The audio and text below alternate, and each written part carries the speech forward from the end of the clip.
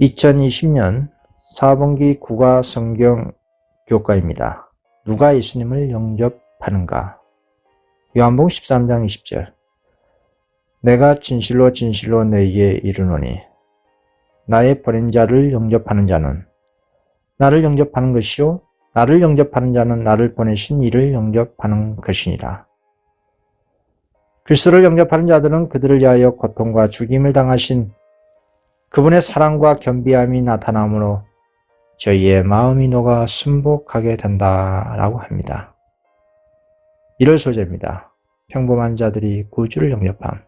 갑은 예수님과 그분의 기적에 대한 많은 사람들의 태도를 설명하라. 마가복음 7장 37절. 사람들이 심히 놀라 가로되 그가 다 잘하였도다. 기머리도 듣게 하고 벙어리도 말하게 한다 하니라. 마가복음 5장 42절. 소녀가 곧 일어나서 걸으니 나이 12살이라. 사람들이 곧 크게 놀라고 놀라거늘. 예수님과 그분의 기적에 대한 많은 사람들이 놀라는 이유는 꼭 기적에 의해서만 놀라는 것이 아니었습니다. 예수께서는 사람들로 하여금 하나님과 그 말씀 또는 그 하신 일에 관한 인간의 학설을 연구하도록 하지 않으셨습니다. 그분이 하신 일과 그분의 말씀 그리고 그분의 섭리에 나타난 계신 그분을 바라보도록 가르치셨습니다. 그리스도께서는 사람의 마음을 무한하신 하나님의 마음에 접촉하도록 하셨습니다. 사람의 사고력을 깨우치고 분별력을 불러일으키고 지덕체의 모든 능력을 고양시키는 말을 이처럼 능력 있게 한 사람은 일찍이 없었습니다. 요한복음 7장 46절. 그 사람의 말한 것처럼 말한 사람은 이때까지 없었나이다 라고 합니다. 그분께서는 호기심을 만족해 하거나 이기적인 야심을 자극하는 말은 한마디도 하지 않으셨습니다. 그리스도께서는 추상적인 이론이 아닌 품성의 발달에 요긴하고 하나님을 아는 능력을 크게 하며 선행에 힘을 더하는 그런 방면의 일을 다루셨습니다. 그분은 일상의 행위에 관련된 진리와 사람을 영원한 것에 연결시키는 진리에 대하여 말씀하셨습니다. 나아버립니다. 일반 사람들은 예수님과 그분의 봉사에 어떻게 반응했습니까? 마가복음 12장 32절. 하나님은 한 분이시요 그 외에 다른 이가 없다 하신 말씀이 참이니라. 예수님께서는 매우 어릴 때부터 침착한 방법으로 다른 사람들에게 봉사하셨습니다. 그렇기 때문에 그분께서 공중 봉사를 시작하시자 많은 사람들의 반응은 그리스도의 말씀을 즐거운 마음으로 듣게 되었습니다. 사람들이 예수님의 가르침의 방식에 호감을 가지고 반응한 이유는 아름답고 매력적이며 단순한 특징 때문에 그렇습니다. 그는 그분의 청중들이 친숙한 인물과 상징을 사용하여 하늘나라의 신비를 펼쳤으며 백성들은 그분을 기쁘게 들었습니다. 어린이들도 그분의 말씀을 이해할 수가 있었습니다. 5일 소재입니다. 말씀을 받은 갑은 씨 뿌린 사람의 비유에서 씨는 무엇을 상징합니까? 씨앗은 어디에 뿌려졌습니까? 마가복음 4장 14절. 뿌린 자는 말씀을 뿌리는 것이라. 말씀이 길가에 뿌렸다는 것은 이들이니 곧 말씀을 들었을 때에 사단이 즉시 와서 저에게 뿌린 말씀을 빼앗는 것이요. 뿌린 자는 말씀을 뿌린 것이라. 그리스도께서 진리를 뿌리기 위하여 이 세상에 오셨습니다. 인류의 타락 이래로 사단은 줄곧 거짓의 씨를 뿌려왔습니다. 사단은 맨 처음부터 오늘에 이르기까지 거짓으로 지상에 있는 하나님 나라를 전복시키고 사람들을 자기의 권세 아래 굴복시키기 위하여 끊임없이 활동하고 있습니다. 그리스도께서는 하늘로부터 오신 씨 뿌리는 자로서 진리의 씨를 뿌리기 위하여 이 땅에 오신 것입니다. 인류가 타락한 이후로 그리스도께서는 세상에 진리를 계시하는 자가 되셨습니다. 그로 말미암아 썩지 않은 씨, 곧 하나님의 살아있고 항상 있는 말씀이 사람들의 마음속에 오늘날 영원한 복음, 셋째 천사 기별을 뿌려주고 있는 것입니다. 에덴 동산에서 범죄한 인류에게 주신 최초의 약속을 통하여 그리스도께서는 복음의 씨를 심으셨습니다. 하나님의 말씀은 씨앗입니다. 씨앗마다 그 자체 속에 맹활력이 있습니다. 그 씨앗 속에는 그 식물의 생명력이 들어있습니다. 이와 같이 하나님의 말씀 속에도 생명력이 있습니다.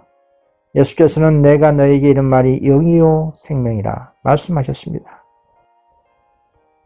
내 말을 듣고 또 나 보내신 이를 믿는 자는 영생을 얻었고 라고 말씀하셨습니다.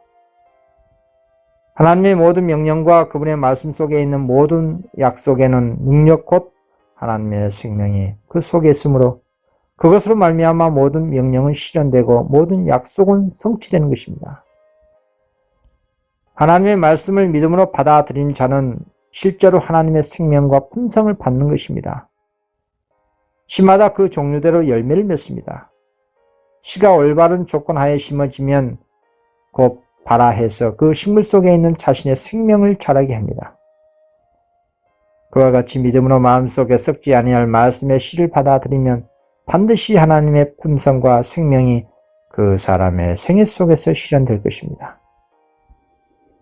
나와버립니다. 씨앗이 받을 만한 마음밭에 뿌려졌음을 나타내는 세 가지 증거는 무엇입니까? 마가복음 4장 20절 좋은 땅에 뿌렸다는 것은 곧 말씀을 듣고 받아 30배와 60배와 100배의 결실을 하는 자니라. 누가복음 8장 15절 좋은 땅에 있다는 것은 착하고 좋은 마음으로 말씀을 듣고 지켜 인내로 결실하는 자니라. 좋은 밭으로 표상된 청중은 그분의 말씀을 사람의 말로 아니하고 하나님의 말씀으로 받는 자들입니다. 성경을 자신에게 말씀하신 하나님의 음성으로 받는 자만이 참으로 배우는 자입니다. 그는 그 말씀을 인해 떨게 될 것인데 이는 그 말씀이 그에게 생생한 현실이 되기 때문입니다. 그는 이해하려는 자세로 마음을 열고 그 말씀을 받아들이려 할 것입니다. 그리고 그 진리의 말씀 받은 증거로 하나님의 계명에 대한 순종으로 나타나며 인내로 결실이 나타나게 되는 것입니다. 때때로 하나님의 말씀이 사람의 선천적이나 후천적으로 이루어진 품성과 생활 습관들과 충돌할 때가 있습니다. 그러나 그 좋은 마음밭을 가진 충중은 하나님의 말씀을 받아들일 때에 제시된 모든 요구 조건을 다 받아들입니다. 그러고는 그의 모든 습관과 간섭과 행위를 하나님의 말씀에 복종시킵니다. 답입니다. 우리는 그리스도의 말씀을 지키는지의 여부로 무엇을 보여줍니까? 그리스도께서는 그분의 말씀에 대해 무엇이라고 말씀하셨습니까? 요한복음 14장 23절 예수께서 대답하여 가라사대 사람이 나를 사랑하면 내 말을 지키리니 내 아버지께서 저를 사랑하실 것이요 우리가 저에게 와서 거처를 저와 함께 하리라. 나를 사랑하지 아니한 자는 내 말을 지키지 아니하나니 너희의 듣는 말은 내 말이 아니요 나를 보내신 아버지의 말씀이니라. 우리가 그리스도의 말씀을 지키는지의 여부는 예수 그리스도께 온전히 사로잡히게 될 것입니다. 우린 더 이상 보통 사람과 같은 이기적인 생활을 살지 않게 될 것입니다. 그리스도께서 우리 안에 가실 것이며 그의 품성이 우리의 품성 가운데 재현될 것입니다. 그래야 우리는 혹 100배, 혹 60배, 혹 30배가 되는 성령의 열매를 맺게 되는 것입니다. 하일 소재입니다. 구주를 경외함. 갑은 바다에서 위험에 처했을 때 제자들의 반응은 어땠습니까? 그들은 나중에 있으면 어떻게 보았습니까? 마가복음 4장 38절 예수께서는 고문에서 베개를 베시고 주무시더니 제자들이 깨우며 가로되 선생님이여 우리의 죽게 된 것을 돌아보지 아니하시나이까 하니 예수께서 깨어 바람을 꾸짖으시며 바다들어 이르시되 잠잠하라 고요하라 하시니 바람이 그치고 아주 잔잔하여지더라. 이에 제자들에게 이르시되 어찌하여 이렇게 무서워하느냐 너희가 어찌 믿음이 없느냐 하시니 저희가 심히 두려워하여 서로 말하되 저가 느끼의 바람과 바다라도 순종하는고. 바다에서 제자들이 위험에 처했을 때 제자들의 반응은 공포 그 자체였습니다. 그런 제자들과 달리 예수께서는 너무나 평온하셨습니다. 그 같은 평강의 예수님의 모습을 본 제자들에게 침묵 속에 놀라운 경외감이 들었습니다. 제자들에게는 공포와 절망 속에 사로잡혔으나 예수님의 명령으로 소란한 광경은 고요하게 되었습니다.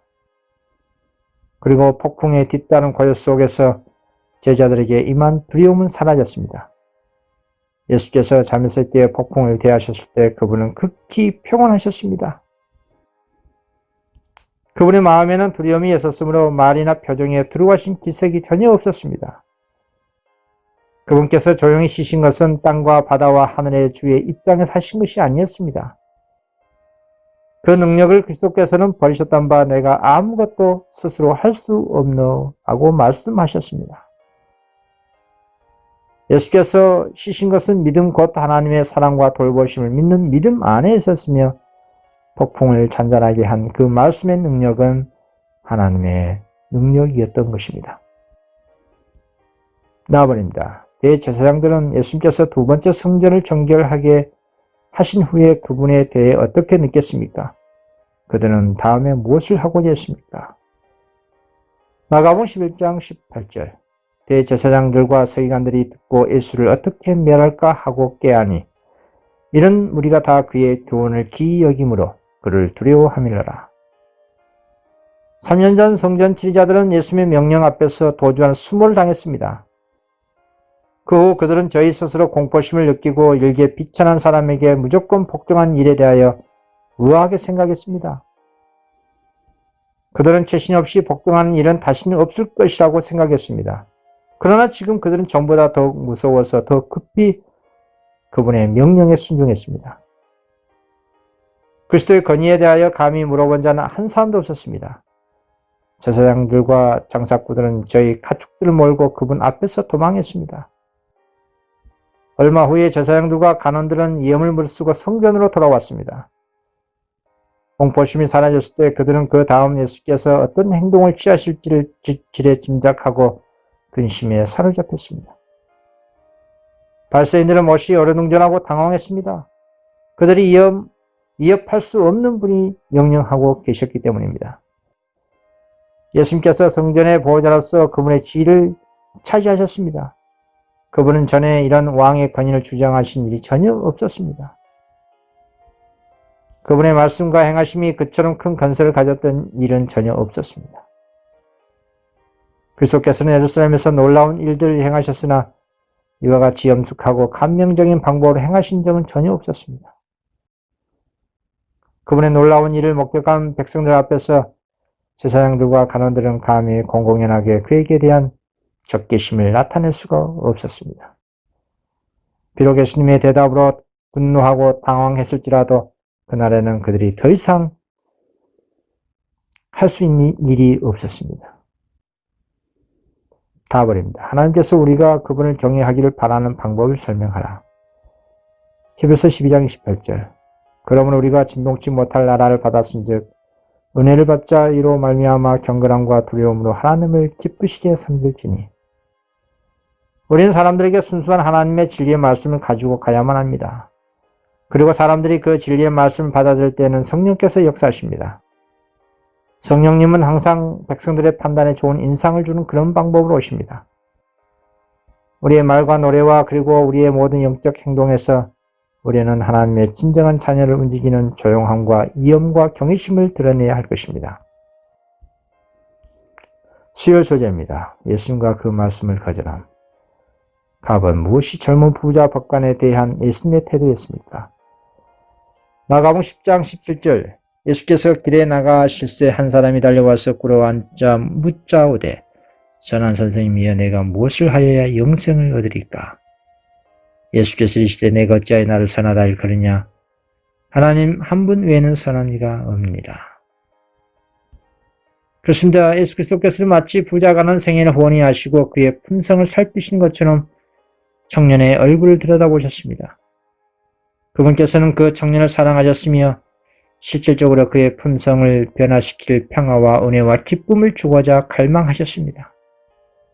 예수께서는 하나님께 바칠 최고의 사랑을 의식하고 그 부족함을 그리스도의 완전하심에 숨기는 겸손하고 통회하는 마음을 그 청년에게서 발견하기를 원하셨습니다. 예수님께서는 인간의 구원을 위하여 모든 것을 버리셨습니다. 그분께서는 청년에게 와서 그분의 모범을 따르라고 간청하셨고 하늘에서 보화가 있을 것을 보장하셨습니다. 그러나 하늘에서 보화를 얻게 될 것이라는 보장을 들었을 때의 청년의 마음은 기쁨으로 받아들이기보다 그의 세상 보물을 선택했습니다. 나아버립니다. 사람들이 하나님의 말씀을 거부하는 일반적인 이유를 설명하라. 요한복음 8장 47절 하나님께 속한 자는 하나님 말씀을 듣나니 너희가 듣지 아니하면 하나님께 속하지 아니하였음이로다. 어떤 사람은 그리스도를 위하여 받는 능욕을 견디지 못합니다. 하나님 말씀이 그들이 품고 있는 어떤 죄를 지적하거나 그들에게 극기와 희생을 요구하게 될 때 그들의 감정은 몹시 상합니다. 그들의 생에 어떤 획기적인 변화를 가져오기 위해서는 엄청난 큰 노력이 요구됩니다. 그들은 눈앞에 있는 불평과 시련만을 보고 영원한 삶을 잊어버립니다. 그래서 예수님의 셋째 천사의 기별을 거절하는 것입니다. 오늘날 이 말세에 사는 사람들도 예수님을 떠난 과거 제자들처럼 서심치 않고 이 말씀은 어렵도다 누가 들 수 있냐고 말합니다. 그 정죄는 이것인 곧 빛이 세상에 왔을 때 사람들이 자기 행위가 악함으로 빛보다 어둠을 더 사랑한 것이라. 악을 행하는 자마다 빛을 미워하며 빛으로 오지 아니하나니 이는 그 행위가 드러날까 하며 진리를 쫓은 자는 빛으로 오나니 이는 그 행위가 하나님 안에서 행한 것임을 나타내려 합니다. 이 복음 기별은 신약 성경 중에서 가장 귀한 말씀 중에 하나입니다. 이 마지막 셋째 천사의 기별을 받아들일 때 그것을 받는 자의 생애의 황금보다도 훨씬 더 가치 있는 성령의 선한 행실의 열매를 맺게 합니다. 그 현대지를 믿는 자의 지상생애에 기쁨과 위로를 주고 또 영원한 생명을 줄 수 있는 능력을 가지고 있습니다. 하나님의 말씀이 우리의 구원의 조건을 알려줍니다. 그러므로 구원은 우리가 그 조건에 일치하느냐 아느냐에 전적으로 달려 있습니다. 사도 요한은 증언합니다. 사대 그 옷을 더럽히지 아니한 자 몇 명이 내게 있어 흰 옷을 입고 나와 함께 다니니 그들은 합당한 자인 연고라. 이기는 자는 이와 같이 흰 옷을 입을 것이요 내가 그 이름을 생명책에서 반드시 흐리지 아니하고 그 이름을 내 아버지 앞과 그 천사들 앞에서 신하리라. 우리는 그의 약속들에 의해 거는 바 새 하늘과 새 땅을 바라보도다. 그러므로 사랑하는 자들아 너희가 이것을 바라보나니 주 앞에서 점도 없고 흠도 없이 평강 가운데서 나타나기를 힘쓰라.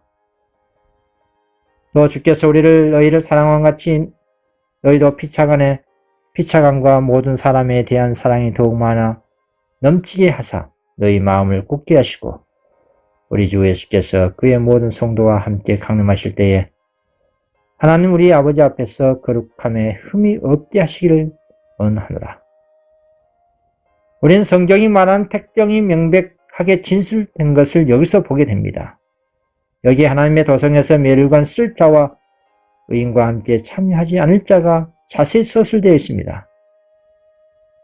계시록 22장 14절 그 두루마기를 빠는 자들은 복이 있으니 이는 저희가 생명나무에 나아가며 문들을 통하여 성에 들어갈 건설을 얻으려 하노라. 다음입니다. 무엇이 그 말씀을 받아들이기 어렵게 만들 수 있습니까? 마태복음 6장 24절 한 사람이 두 주인 섬기지 못하리니 혹 이를 미워하며 저를 사랑하거나 혹 이를 중히 여기며 저를 경히 여김이라. 너희가 하나님과 재물을 겸하여 섬기지 못하리라. 진리의 기별을 받아들이기 어려운 이유는 즉 그리스도와의 연합은 우리에게 어떤 대가를 요구합니다. 교만과 이심 그리고 자만심과 속된 마음 곧 모든 모양의 죄는 정복되어야 할 것입니다.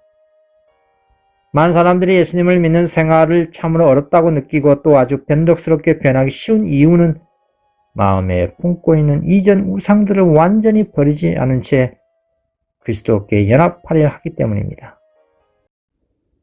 목요일 소재입니다. 그대는 예수님을 영접할 것인가? 답은 오늘날 우리 각자에게는 어떤 부르심이 있습니까? 여호수아 24장 15절 만일 여호와를 섬기는 것이 너에게 좋지 않게 보이거든 너희 열조가 강 저편에서 섬기던 신이든지 혹 너희의 가는 땅 아모리 사람의 신이든지 너희 섬길 자는 오늘날 택하라. 오직 나와 내 집은 여호와를 섬기겠노라. 산 믿음으로 말미암는 그리스도와의 연합은 영원한 것입니다. 그 밖에 다른 모든 결합은 틀림없이 깨질 것입니다. 그리스도께서 먼저 우리를 택하시고 우리를 구속하시기 위하여 무한한 대가를 지불하셨습니다. 그러므로 진정한 성도는 모든 것 중에 그리스도를 처음이요 나중에 으뜸으로 선택할 것입니다. 그러나 이 연합은 우리에게 어떤 대가를 요구합니다. 이는 어떠한 거만한 자라도 하여야 할 완전한 의지의 연합입니다. 이러한 연합을 형성하는 모든 사람들은 그들에게 그리스도의 속죄의 피가 필요하다는 것을 잊게 합니다. 그들은 변화된 마음을 가져야 합니다. 그들은 자신의 뜻을 하나님의 뜻에 복종시키지 아니하면 안 됩니다. 내외의 장애물과 싸워야 할 것입니다. 결합의 작업뿐 아니라 분리의 고통스러운 작업도 있어야 합니다. 우리가 그리스도와 연합하려면 자긍과 이기심과 허영 그리고 세속적인 마음, 온갖 형태의 제약을 정복하지 않으면 안 될 것입니다. 많은 사람들이 그리스도인 생애가 비참하기도 어렵다고 생각하는 이유는 자신들이 소중히 여기는 우상들을 떼어버림 없이 그리스도와 연합하려고 노력하는 까닭입니다. 그리스도와의 연합이 성립된 후 그 연합은 열심히 있는 기도와 불굴의 노력으로서만 유지될 수 있는 것입니다. 우리는 자아를 저항하고 거부하고 극복하지 아니하면 안 될 것입니다. 그리스도의 은혜를 통한 용기와 믿음과 경성함으로 우리는 온전히 승리를 얻을 수가 있습니다. 나아버립니다. 하나님을 따르는 선택은 어디에서 시작되며 이 선택 뒤에는 무엇이 있습니까? 잠언서 23장 26절 내 아들아 내 마음을 내게 주며 내 눈으로 내 길을 즐거워할지어다. 하나님께서는 우리의 마음을 바치기를 요구하십니다. 우리의 마음의 애정과 의지를 하나님께 바치어 그분이 우리들 가운데 역사하심으로써 자기의 기쁘신 뜻을 위하여 행하게 하시고 영생에 합당하게 하실 수 있도록 하실 것입니다. 예수께서 우리 마음 안에 거하실 때에 우리의 심령은 그분의 사랑과 그와 더불어 교통하는 기쁨으로 충만하게 되고 그를 그리워서 따르게 될 것입니다. 그리스도를 명상하는 가운데 자신을 잊어버리게 되고 그분의 의가 모든 행동의 원동력이 될 것입니다. 그러므로 내일 일을 염려하지 마라. 한날 괴로움은 그날의 족하니라. 만일 하나님의 사업에 종사하기에 자신을 그분께 바친 상태라면 내일을 위하여 걱정할 필요가 전혀 없습니다. 우리가 걱정하고 위험과 실패를 예측하는 것은 당연합니다. 왜냐하면 그런 일은 우리에게 분명히 닥쳐올 것이기 때문입니다. 그러나 하나님께서 우리를 사랑하시고 우리에게 유익을 주고자 하신다는 것을 진정으로 믿을 때는 장래를 위하여 염려하지 말아야 할 것입니다. 우리는 어린아이가 사랑하는 부모를 의지하는 것처럼 하나님을 의지해야 합니다. 그래야 하면 우리의 뜻이 하나님의 뜻에 삼켜지기 때문에 근심과 걱정이 사라지게 될 것입니다. 우리가 내일 일을 오늘 질 때 그리스도께서는 도움을 약속하지 않으십니다. 그분께서는 내 은혜가 내게 족하도다고 말씀하셨습니다. 그러나 광야에서 만나를 주신 것처럼 그분의 은혜는 그날의 필요를 위해 매일 주어집니다. 순례 생활 중에 있던 이스라엘 백성처럼 우리도 아침마다 그날에 필요한 양만큼 하늘의 떡을 공급받을 수 있습니다. 우리에게 속한 것은 한 날뿐이며 이 날 동안 우리는 하나님을 위해 살아야 합니다. 이 한 날 동안 우리는 성실한 봉사를 통해 우리의 모든 목적과 계획을 그리스도의 손에 의탁하며 모든 염려를 그분께 맡겨야 합니다. 그것은 그분께서 우리를 돌봐주시기 때문입니다. 나 여호와가 말하노라 너희를 향한 나의 생각은 내가 하나니 재앙이 아니라 곧 평안이요 너희 장래에 소망을 주려는 생각이라. 너희가 돌이켜 안연히 처하여야 구원을 얻을 것이요 담담하고 신뢰하여야 힘을 얻을 것이오늘. 매일 주님을 찾는 가운데 회개하고 하나님 안에서 영적 선택을 자유롭고 즐거운 마음으로 하며 그리스도의 멍에 곧 순종과 봉사의 멍에를 맨다면 모든 불평이 없어지고 모든 어려움이 제거되며 현재 직면하고 있는 모든 복잡한 문제가 온전히 해결될 것입니다. 이번 성경 교과 공부 마치겠습니다. 감사합니다.